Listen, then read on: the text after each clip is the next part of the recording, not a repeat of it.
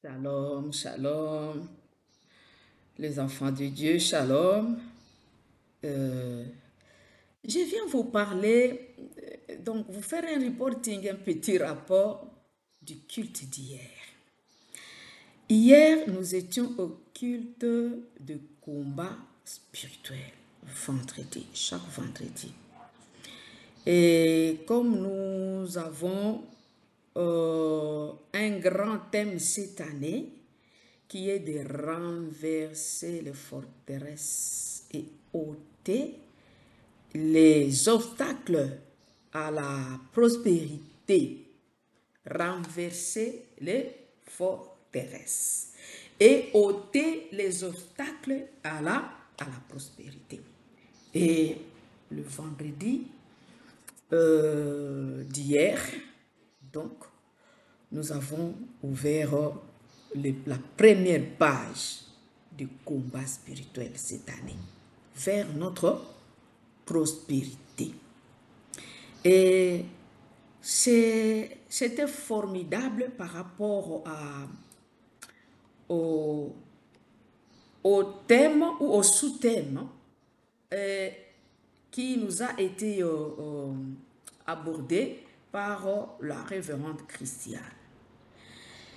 Et elle nous a parlé de Jérusalem et la rébellion. C'était le premier front qui a été ouvert. Jérusalem, comme siège des institutions, comme siège du pouvoir, comme siège, que ce soit pouvoir politique et pouvoir religieux, mais une ville qui a été détruite plusieurs fois. Pourquoi? Pourquoi? Une ville qui s'est rebellée contre son Dieu, un peuple qui s'est rebellé contre son Dieu, mais aussi sur le plan historique, c'était une ville qui a été assiégée par les Romains, assiégée en fait, par les politiques les plus, les plus féroces, l'empire romain, et une ville qui a été choisie comme le siège où Yahweh, Elohim, l'Éternel, le Dieu l'unique, le Créateur de tout ce qui existe dans le monde visible et invisible.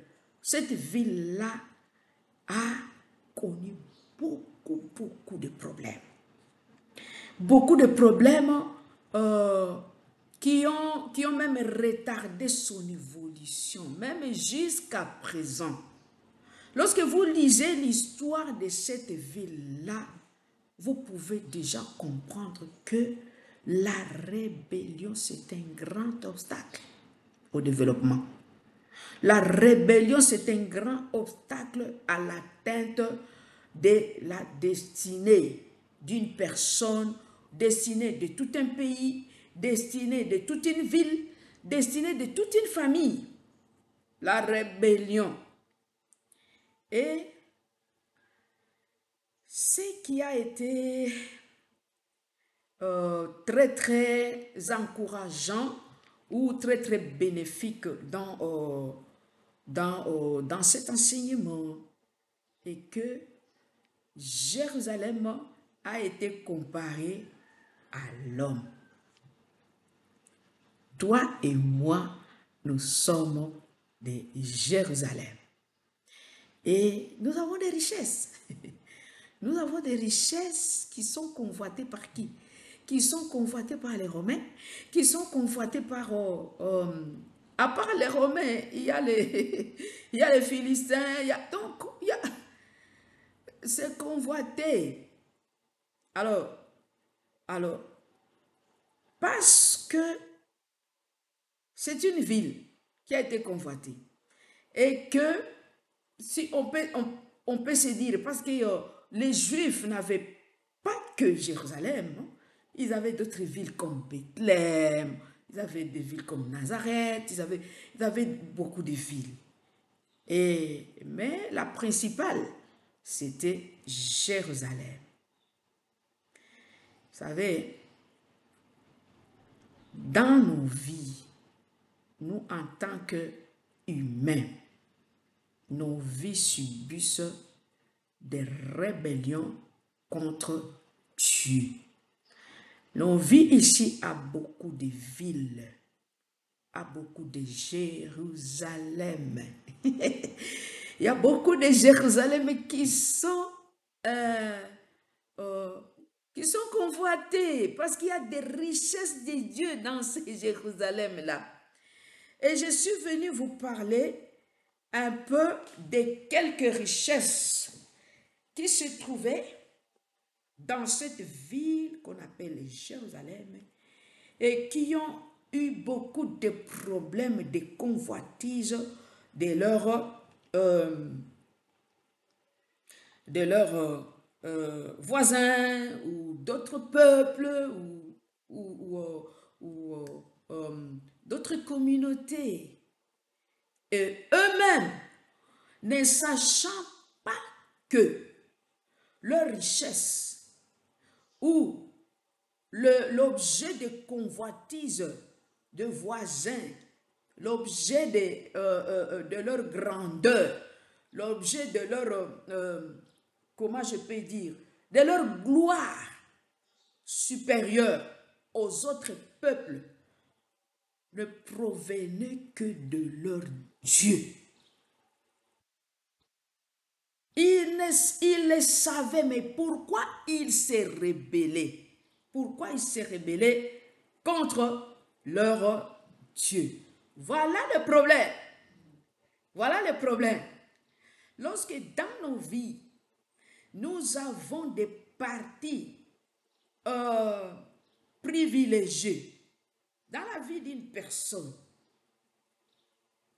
et que ces parties privilégiées-là se rebellent contre Dieu, nous allons, ce qui arrive est que les rebelles, ils vont venir envahir la ville. Ils vont venir envahir Jérusalem de ta vie. Alors, c'est cet enseignement qui a commencé ce vendredi d'hier, parce qu'aujourd'hui nous sommes samedi, je vous parle. Ça va continuer le vendredi prochain, où chaque personne doit découvrir le Jérusalem, la ville qui a été envahie dans sa vie, parce que tout simplement cette partie de sa vie s'est rebellée contre Dieu. Et voilà pourquoi les envahisseurs sont venus. Et lorsque les envahisseurs reviennent, qu'est-ce qu'ils font? Voilà là où la chose devient encore très, très intéressante. Bien-aimés dans le Seigneur, le peuple juif était le peuple le plus civilisé, le plus cultivé, le peuple savant. Même aujourd'hui, moi j'ai travaillé avec un juif. J'ai eu cette grâce de travailler avec ces juifs. Et vous voyez ce qu'il a déposé dans notre projet. L'intelligence qu'il a déposée dans... Et vous sentez vraiment que ces peuples ici, ils ont été créés, ils ont reçu de la part du Créateur ce que les autres peuples n'ont pas reçu. Et le juif d'aujourd'hui, c'est vous et moi. Nous qui croyons en Jésus. Nous qui avons reçu Jésus-Christ comme Seigneur et comme Sauveur. Le Seigneur a transformé notre intelligence. Il a mis la sagesse de Dieu, sa propre sagesse en nous. Oh, mais comment? Et vous pensez que les autres peuples, les non-chrétiens, ou Satan lui-même, avec ses acolytes, ils vont vous laisser tranquille avec toutes les richesses que Dieu a mis en vous. Jérusalem, une ville qui a été convoitée, une ville qui a été détruite, plusieurs et reconstruite. Et la première fois qu'il a été détruite, cette ville-là, lorsque vous lisez l'histoire qui a été relatée par les historiens comme Joseph, pas Joseph, mais Joseph. C'est un historien qui a raconté l'histoire de ce peuple juif, l'histoire des Juifs en terre d'Israël, l'histoire des Juifs en dehors de leur terre, les Juifs qui sont en exil, la diaspora juive, parce qu'ils se sont éparpillés partout, hein, sauf peut-être en Afrique, sauf en Afrique noire, mais ce sont en Afrique du Nord, par exemple en Égypte, les Juifs, ils ont eu leur colonie là-bas.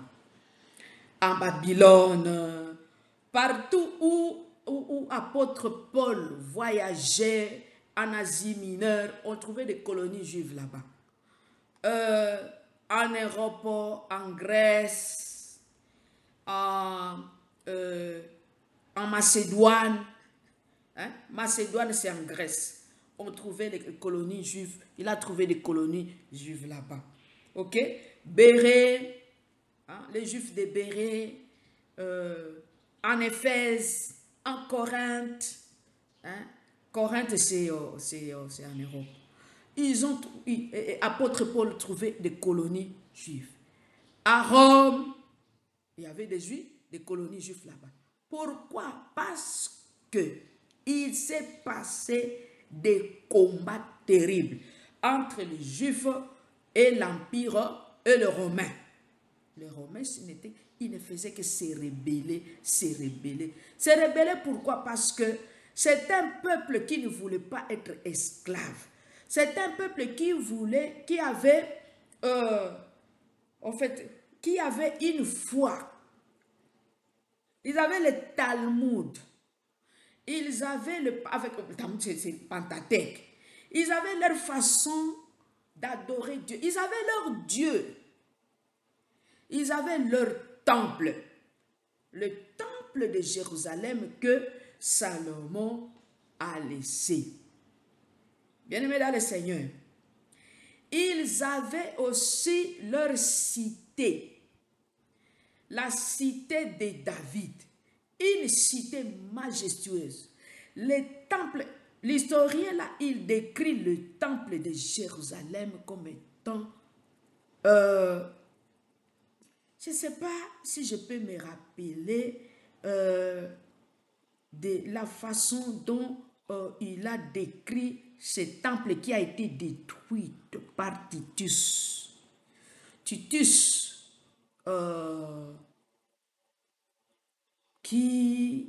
l'empereur romain, je crois, si je ne me trompe pas,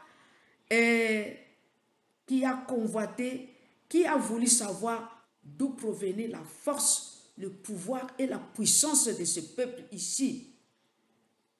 Et il a dit non, non, non, non. Pourquoi ce peuple nous résiste? Et quand ils sont arrivés là-bas en Israël, à Jérusalem, ils ont vu le temple, les richesses qui étaient dans ce temple-là. Ça ne se trouvait nulle part ailleurs. Et selon Flavius Joseph, oui, je me rappelle maintenant. Selon Flavius Joseph, qui a décrit ce temple, il dit que un temple majestueux, un temple qui était glorieux, le temple que Salomon avait. Donc ça attirait tout, ça attirait même la reine de Saba. Ça a attiré, en fait, ça a attiré même l'orgueil des Juifs eux-mêmes et l'admiration des autres peuples. Bien-aimés dans le Seigneur, vous savez, votre beauté, seulement la beauté que Dieu t'a donnée, ça peut attirer l'admiration de beaucoup de gens, mais ça t'attire aussi les ennemis. Lorsque ta beauté, tu l'utilises pour se rebeller contre Dieu, qu'est-ce qui va arriver? Il y aura les Romains qui vont venir. Les Romains qui vont venir, non pas pour adorer ta beauté, mais pour venir la détruire. C'est ce qui est arrivé avec les temples de Jérusalem. Ils sont arrivés, ils ont dit, il y a beaucoup d'éléments de gloire ici, des tables en or, des ustensiles en or, des choses en or. Et ils admirent même la façon d'adorer Dieu, d'offrir les sacrifices. Parce qu'à ce temps-là, les Juifs ne priaient pas. Ils venaient seulement pour offrir le sacrifice au temple et écouter la loi de Moïse. C'est après de longs moments que lorsque le temple a été détruit, parce que le temple a été incendié, on a calciné le temple. On a calciné l'élément glorieux de la ville. On a calciné l'élément glorieux de ta vie. On peut calciner ta beauté, là, ça peut être calciné. Tout simplement parce que tu as laissé, tu as ouvert, tu te rebellais, ta beauté se rebelle, ta beauté c'est un objet maintenant de... Oh, bien-aimé dans le Seigneur, venez. Je suis venu juste vous donner un petit compte rendu de ces cultes glorieux que nous avons avec la servante de Dieu, la révérende Christiane. Et le vendredi ici, ça va continuer. C'est quel vendredi? Vendredi le 19, je crois que ça sera le vendredi le 19. Oui, j'ai regardé mon calendrier ici. C'est le vendredi le 19. Venez, écoutez la parole de Dieu et vous allez récupérer votre richesse qui a été volée par les Romains. Vous êtes Jérusalem et en vous il y a le temple et en vous il y a aussi la cité de David. En vous il y a la loi de Dieu. En vous il y a beaucoup de choses qui n'existent pas ailleurs. Mais la rébellion, c'est un obstacle. Votre postérité, votre prospérité, la rébellion. Tes yeux se sont rebellés, tes oreilles, ça se rebelle. Tu ne veux plus écouter Dieu. Tes yeux, tu ne veux plus voir les choses de Dieu. Ton sexe, ça se rebelle contre Dieu. Et faites attention, car il y a des Romains spirituels. Les Romains spirituels qui vont venir là pour ravir ta santé, pour ravir tes choses précieuses. Ils vont venir pour incendier. Viens, tu vas récupérer. Ce n'est pas tard, car le Seigneur est là pour te donner la nouvelle gloire. Car la seconde gloire, le second temple de Jérusalem, la seconde gloire, c'est la plus glorieuse. Je t'invite ce vendredi ici au temple d'alliance, à l'église temple d'alliance de l'université des dieux ici à Kinshasa. Nous sommes en Boudi, terminus Nous sommes à non loin du terminus. Le terminus, il y a un petit marché là-bas. Et là, juste, il y a une grande avenue. C'est une grande avenue qu'on appelle Lutendel, le route de Lutendel. Nous sommes juste à 120 mètres là-bas. Venez seulement à pied. Vous allez voir le panneau Université de Dieu. On écrit Temple d'Alliance. Entrez là. Nous aurons la prière. Nous allons détruire le forteresse. Nous allons détruire l'armée romaine. Nous allons chasser les Romains. Les Romains, ce sont des démons. Les Romains, ce sont